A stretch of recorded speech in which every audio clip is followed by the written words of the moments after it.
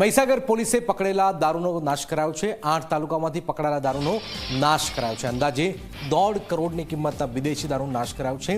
દારૂની બોટલો પણ ફરી વળ્યું છે રોડ રોલર। જોઈ રહ્યા છો મહીસાગરમાં કરોડોનો દારૂનો નાશ કરાયો છે।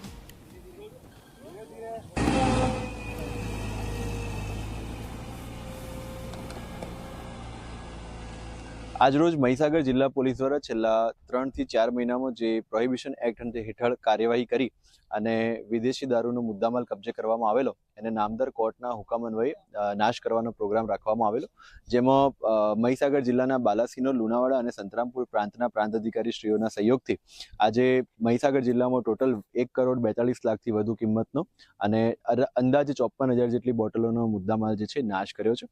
આજે 31મી ડિસેમ્બર છે। મહીસાગર જિલ્લાના તમામ નાગરિકોને વિનંતી છે કે આપણે ઘરમાં શાંતિથી પોતાના પરિવારજનો સાથે આની ઉજવણી કરીએ। કોઈ પણ પ્રકારના કાયદા કે નિયમોનો જો ભંગ કરવામાં આવશે તો મહીસાગર જિલ્લા પોલીસ જે છે એ કડકમાં કડક કાર્યવાહી કરશે। આ એક પ્રતિકાત્મક ચેતવણી પણ એ તમામ લોકોને છે કે મહીસાગર જિલ્લા પોલીસ આવી કોઈ પણ પ્રવૃત્તિને ચલાવી નહીં લે। છેલ્લા 3 મહિનામાં લગભગ 1.5 કરોડ જેટલો મુદ્દામાલ મહીસાગર જિલ્લા પોલીસે પકડ્યો છે, જેનો આજે નાશ કરવામાં આવી રહ્યો છે।